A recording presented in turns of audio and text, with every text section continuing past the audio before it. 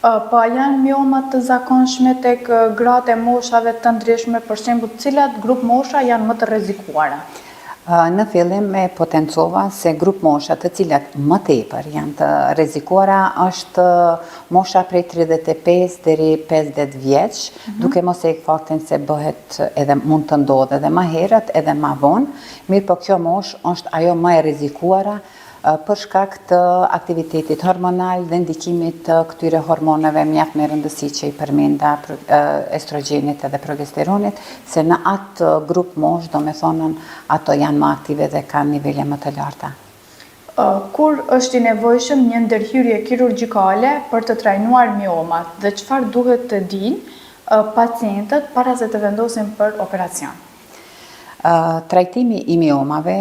gjithsesi varet nga simptomat ato që kanë, nga mosha dhe planifikimi i tyre i më tutjeshëm i shtatzanive, për shembull. Te pacientët simptoma, do me thonë që ndoshta një paciente do të ashtin të vjen në vizite ginekologu, janë gjakderdhjet që paraqiten të vrullshme, të zgjatura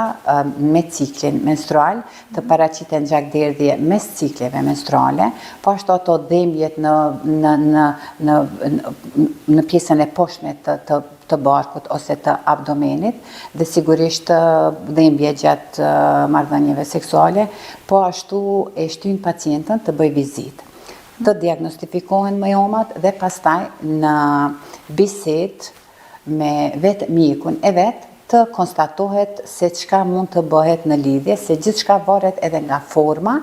varet nga matësia edhe nga vendi se ku gjendet ai miom. Krejt këto e bëjnë një plan, do me thonë se si do të trajtohen ato paciente me mioma. Miomat mund të trajtohen në mënyrë konservative, me medikamente, shembull për të lehtësuar gjakderdhjet, jipen medikamente hormonale, pastaj mund të jipen për shkak, si pasojë asaj për shkak të paraqitjes së anemive, mund të jipen edhe medikamente për anemi, pastaj për dhembjet mund të jepen po ashtu medikamente, por pjesa tjetër, do me thonë kur është e nevojshme të bëhet trajtimi kirurgjikal, mund të bëhet në mënyrë me laparoskopi, mund të bëhet edhe me laparotomi ose hapje të abdomenit, gjë që varet nga mosha edhe nga planifikimi i saj për shtatzanit e ardhshme. Mirë po mund të bëhet, do me thonë varësisht se mund të ketë më tepër edhe miome,